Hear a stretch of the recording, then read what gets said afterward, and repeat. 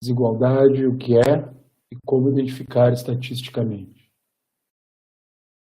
Uma apresentação um pouco longa, a gente vai rever alguns conceitos, ideias, são 7 grandes debates sobre desigualdade. Esse é um texto do Carlos Rodrigues, publicado num livro organizado pelo Catani e da URGS. E, basicamente, são 7 grandes debates a respeito de diferença a distinção entre diferenças e desigualdades, gênese e mimese, oportunidades e resultados, rendas e capacidades, equidade e liberdade, produtividade e sustentabilidade, produção e distribuição. Então, acho que é importante a gente lembrar sempre que existe todo esse debate, não é tranquilo, não é único. Então, são 7 grandes debates, é bem extenso. Então, o que a gente vai querer aqui mais é só mostrar, né, mostrar as diferenças de dados, né?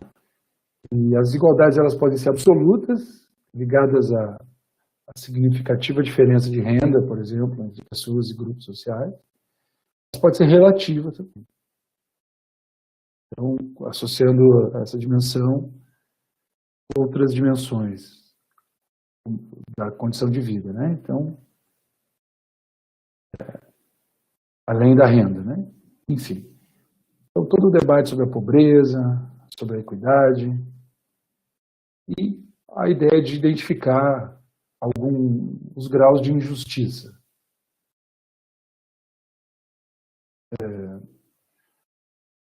Então, a ideia principal é ver o quanto que um coletivo está em desvantagem em relação a outro coletivo, né? Uma população em desvantagem em relação a outra população. Então, aqui é um debate longo sobre a saúde, que nós vamos fazer, da desigualdade e da igualdade em saúde. Eu vou passar rapidamente e vocês vão ver a apresentação. O que mais quero chamar a atenção bom, a diferença dos modelos, né? Então, a gente tem um modelo tradicional, que é a normal gaussiana, e, no caso, quando a gente está falando de renda, de pobreza e tal, quase nunca é uma distribuição gaussiana, né?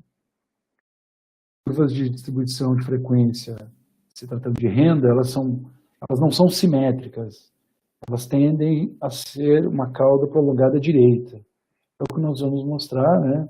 Lembrando que a gaussiana é uma homenagem ao Gauss, né? Que foi um matemático alemão. Então, a curva gaussiana, ela segue essa função que está na tela. Eu não vou detalhar aqui, mas é uma curva, né? E em forma de sino. Então, uma curva em forma de sino, uma distribuição gaussiana. Ela é bastante importante. O Gauss é um cientista, um matemático muito importante na ciência mundial, e conviveu com muitos cientistas na mesma época. Ele viveu na mesma época. O Humboldt, por exemplo, teve muita convivência com ele, inclusive por participar dos mesmos debates e buscando recursos, né? Então, tem um filme, por exemplo, que é o Medindo o Mundo, que está disponível no YouTube e em outras plataformas em espanhol, em alemão. Em português, infelizmente, não tem. E é interessante como mostra a convivência deles, assim, conflituosa até, né? Enfim. Mas isso seria outro momento, mas por curiosidade. Bom, a distribuição normal, que é a gaussiana, que tem todo um debate a respeito de como ela foi importante e como ela, no caso para a renda, ela não se aplica, né? Porque, em geral, a renda, como já foi falado, não obedece uma distribuição normal. Ela, em geral, é mais parecida com essa que está na tela, uma log normal. Enfim, a gente poderia detalhar aqui, isso fica para outro momento. Quem tiver curiosidade, vê a apresentação e tira as dúvidas sobre esse debate. O que é muito importante na discussão sobre desigualdade é quais métodos serão utilizados para medir, né? E qual é o recorte que será feito. Então, aqui é um exemplo de um texto da Maria Schneider e outros autores sobre métodos de mensuração das desigualdades em saúde, onde ela coloca a importância de algumas definições básicas, logo de início, né? Definir claramente a questão de pesquisa, definir qual a população em estudo, qual a unidade de análise, claramente também o plano de análise, e, enfim, assim por diante, mas como é importante essas definições iniciais, né? O que a gente quer responder, quais tipos de desigualdade. Lembrando que nós não vamos falar só de desigualdade de renda. Os indicadores que eu vou mostrar, basicamente o Gini, já está na tela, a equação, é um coeficiente que mede uma distribuição, não só de renda, ele é muito utilizado para renda. Foi criado por um estatístico italiano chamado Corrado Gini, que viveu entre 1884 e 1965, e leva o seu nome em homenagem. Com essa coeficiente de Gini, ele mede a dispersão correspondente à razão entre a média dos desvios absolutos das rendas de todas as pessoas da amostra e 2 vezes a média. Então, vocês não precisam lembrar disso, existem softwares que calculam, né? Mas é mais para saber, enfim, existe todo um arcabouço por trás, né? E que quando esse coeficiente ele significa uma perfeita igualdade ou equidade, a soma é igual, é nula, e o Gini, então, é igual a zero. Então, quando a gente faz todo esse cálculo, pega todas as observações, todas as variáveis, e dá nulo, é igual a zero.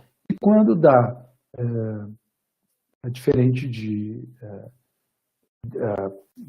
nulo, né, e principalmente se for uma perfeita iniquidade, né, uma perfeita desigualdade, esse valor será 1. Então, ele varia de 0 a 1.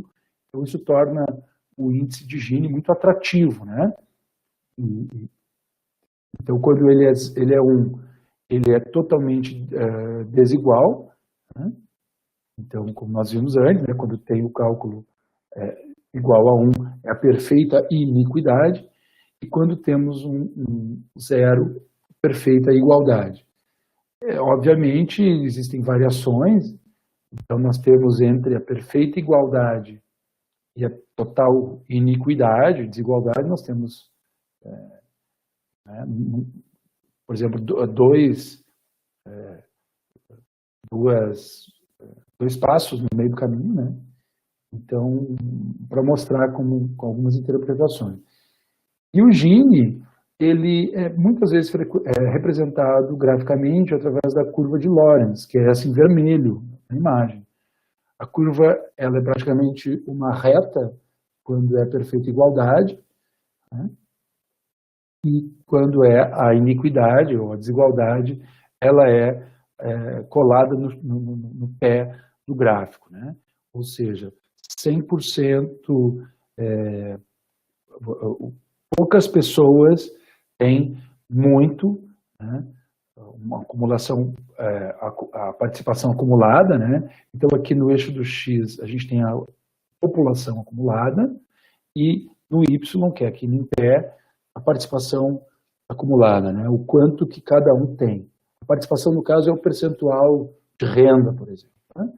Então, como está escrito aqui, né?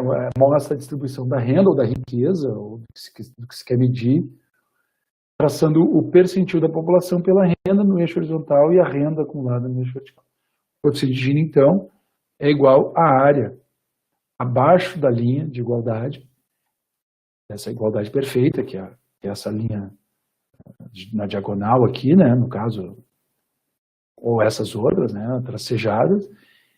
Então, ele é essa área abaixo. é subtraído a área abaixo da linha, subtraída a área abaixo da curva de Lorenz, né? Dividido, então, pela área abaixo da linha de perfeita igualdade. Então, aqui vai ficar mais fácil, né, de visualizar. Então, o Gini é o que sobra, né, aqui nesse A, dividido pela soma do A mais B. Então, esse é o coeficiente de Gini. Então, essa linha de Lorenz ajuda a gente a verificar, né? Então, aqui nós temos a distribuição, a gente tem 20% da população com baixa renda, né? Então, os mais pobres, os 20% mais pobres, têm 5% da renda. Então, os 20% da população, 5% da renda. A renda está aqui de pé, né?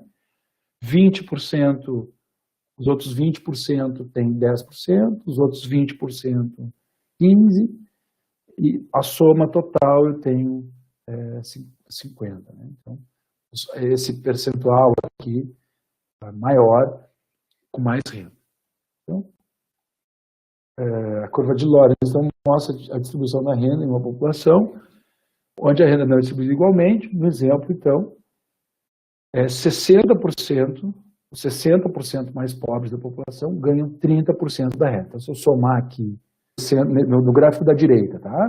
Da curva de Lorenz, 60% da população, embaixo, no X, 60% tem 30% da renda. A maior parte das pessoas, acima de 50%, tem baixa renda, pouca renda. Então, não é baixa renda, eu falei baixa renda, mas baixa renda seria o rendimento médio.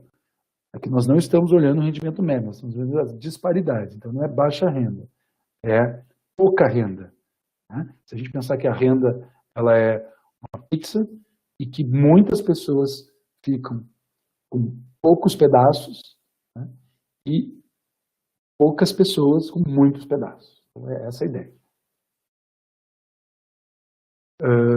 Aqui, para dar um exemplo, né, de como é usado, né, então esse indicador de Gini, aqui no trabalho do Marcelo Neri, da Fundação Getúlio Vargas, em 2000 nós tínhamos, né, um mapa bem vermelho, né, quanto mais vermelho, mais desigual, maior é o indicador do coeficiente de Gini.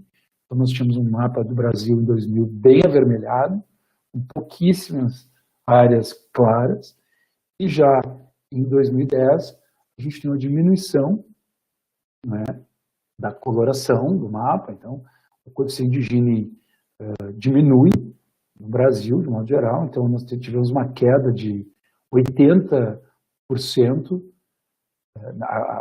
o Gini diminuiu em 80% dos 5.500 municípios brasileiros. Então, se vocês verem 2000, 2010, é bem marcante. Né? Embora, obviamente, existam regiões do Brasil, como a região norte, né? O Amazonas, Amapá, Roraima, Rondônia, o Acre, com Gini bastante elevado ainda. Né?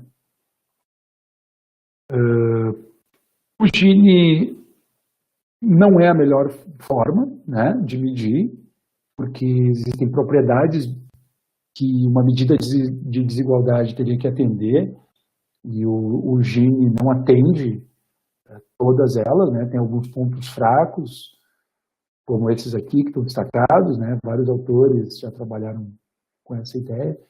Um deles, por exemplo, que é o Rodolfo Hoffman, ele diz que o índice de Gini é inconveniente para os estudos em que a população é dividida em grupos, conforme a região de residência, setor de atividade. E quando a gente quer decompor a desigualdade total. Eu não vou entrar nesse detalhe agora, mas o ponto marcante é que existem outros, um muito famoso é o índice de Thiel, que é conhecido, dentre os conhecidos, né, os mais conhecidos, o índice de Thiel, eu falo Thiel, mas é Thiel, é o único que satisfaz os 5 princípios que foram marcados antes, né? Aqueles 5 princípios que eu sobrevoei ali atrás. E ele é interessante porque eu vou mostrar aqui 2 formas de calcular online. Uma delas é mais completa, mais bonita, quer dizer, é mais completa, mas é mais feia, que é a do Vesa, e uma que é mais, menos completa, mas é mais bonita de enxergar, que é a do Schlegeres, né? Então, vou mostrar aqui. Essa do Schlegeres, a gente coloca os dados, a gente precisa entrar com os dados em vírgula, então essa é a forma de entrar. A gente pega, por exemplo, uma tabela, a tabela das escolas de Cidreira, por exemplo, então eu tenho que copiar os valores de alunos, eu quero medir, então, no caso, a desigualdade de alunos, na distribuição de alunos, então eu pego os valores, exceto o total, né, obviamente, copio e colo e tenho que inserir vírgulas, os valores separados por vírgulas. E dou um Enter e ele calcula a minha distribuição. Então a gente vê que a gente tem escolas com bastante, enfim, uma acumulação bem distribuída, né? Os alunos eles não estão tão concentrados assim, embora existam realmente escolas aqui com 1000 alunos, né? Mas se a gente vai ver, por exemplo, as escolas de Osório, a gente tem um Gini mais elevado, né? A mesma coisa, eu tenho que copiar e colar e inserir vírgulas, né?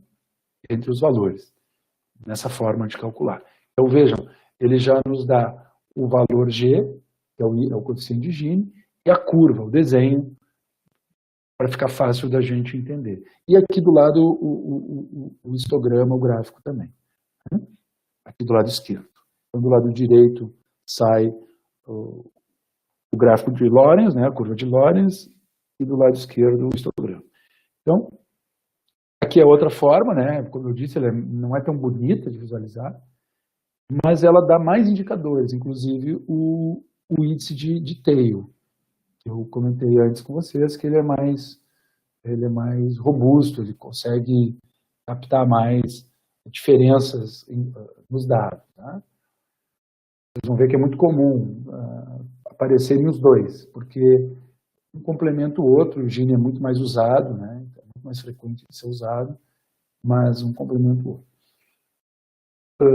Os dados de Cidreira aqui, então, né?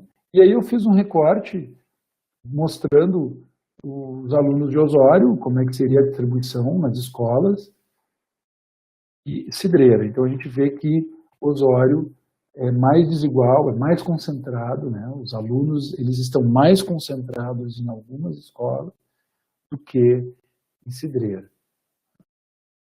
Então é um método, é uma forma de representar, né? Que a gente consegue sintetizar em um valor bem claro para fazer comparações aí com mais municípios, enfim.